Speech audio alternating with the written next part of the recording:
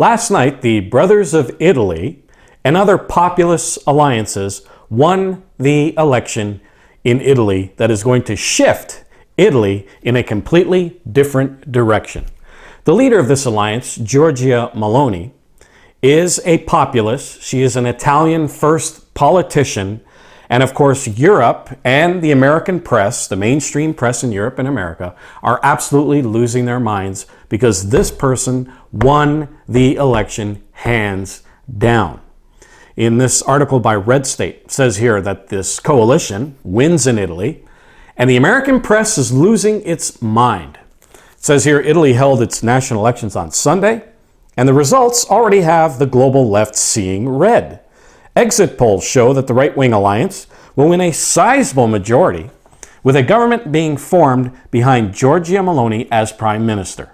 Meloni will be the first woman in the country's history to hold the position. Where are the feminists? Here we have a woman breaking the glass ceiling of Italian politics, becoming the first prime minister of Italy. Where are the feminists? Why aren't they jumping up and down and celebrating because Meloni has become prime minister? You don't hear that from them, do you? You don't see them on TV. They're not tweeting congratulations because she's the wrong woman that they want in power. They want people like Hillary Clinton and AOC and people like this. They want these kinds of women in power. But a conservative woman, oh no, they don't talk about that. They don't even recognize that. But she's the first woman in the country's history to hold this position. And then it says here that it shows a video, 30-second video that provides a good summation of her viewpoints. And what are some of those viewpoints? Well, Political lists them here. Meloni's political ideology rejects progressive values. It's built on defending national borders, national interests, and the traditional family. She has always been staunchly anti-drugs and anti-abortion, although she insists she won't ban abortion outright. She resents what she sees from the elitist left dominance of political discourse and the Italian establishment, in particular academia and the justice system. She says that they call us monsters. So this is what her views are. And it says, naturally, back to this article, someone who has those political views must be evil, according to the left. CBS News did a report accusing her of being a fascist because that's the only insult they know. When you don't agree with the left, well, then you must be a fascist. And you see that going around on Twitter, in the mainstream news, calling her a fascist. But Meloni does not, in fact, lead a neo-fascist movement. As far as I can tell, none of her proposed policies are fascist. They may make those on the left upset, especially regarding immigration and LGBT stuff, but that's not the standard for fascism. Now, and then it goes on to say here, the left claims that if you don't want kids being sexualized by the LGBT lobby, then you must be a fascist. See, when you don't agree with the left, automatically they come up with labels. This is what the left does. This is what the mainstream media does. They come up with labels. They label you. All they're good at, the mainstream media these days, all they are good at, and the left-wing politicians, all they're good at is character assassinations. And they just say, you're a fascist, and everybody's supposed to believe it because it's on TV. It's on mainstream media. It has to be true, right? So it says, if you don't want kids being sexualized, you must be a fascist. If you don't want unlimited Muslim immigration that is driving up crime rates, then you must be a fascist. We all know how the game is played, and it's all meaningless at this point. No one takes the left's rantings seriously, not anymore. And then it says, regardless, what has been made clear over the last year is that Europe is shifting. Right-wing or populist governments are taking power all over the continent, and that's because the left overplayed their hand. And you see that it just happened in Sweden, the national rally in France.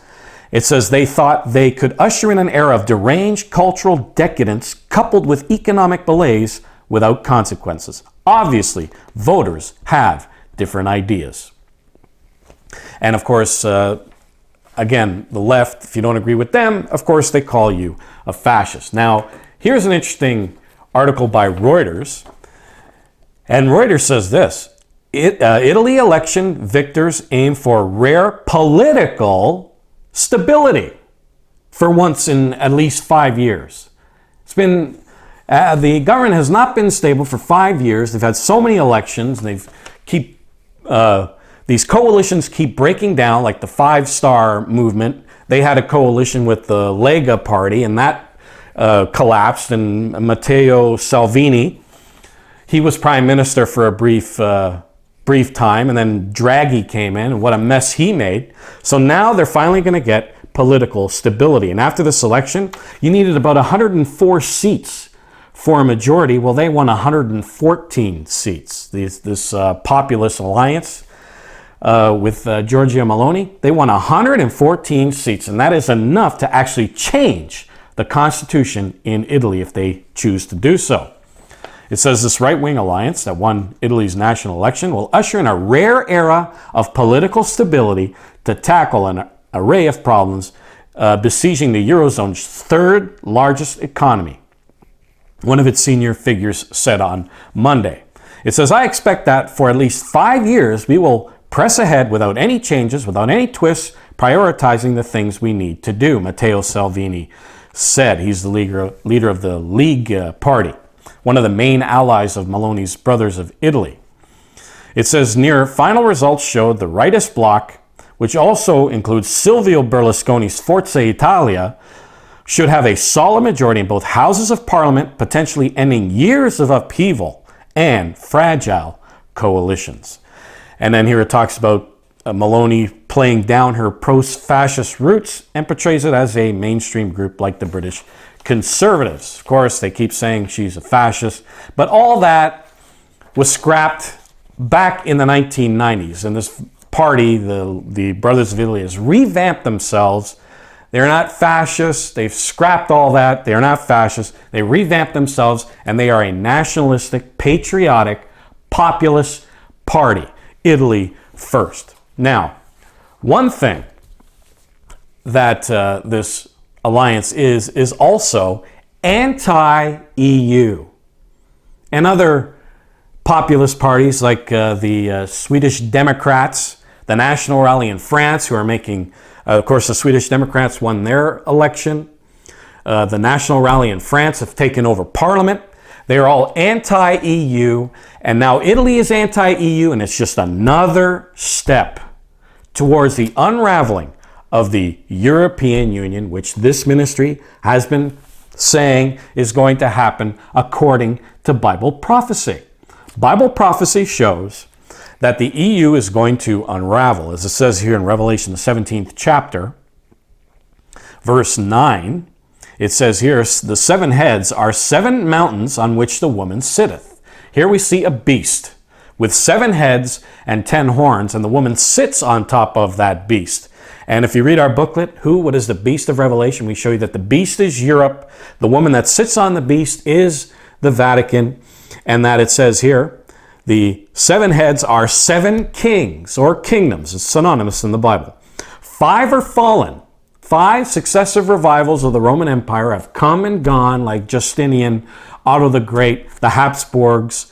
And then we get to the 6th head. It says here, 5 are fallen. 1 is. That's the 6th head. And John was projected forward into time, as we show you in that booklet, to the time of the 6th head of the beast. 1 is. And of course, it started in 1870 with William I of Prussia and Garibaldi. It started, and then it peaked during the time of Hitler and Mussolini. And now we're on the downward slide because they're portrayed as mountains, and mountains rise, peak, and fall in this chapter. They're portrayed as mountains, and it peaked during the time of Hitler and Mussolini, and now we're on the downward slide. The EU is a Nazi plan B.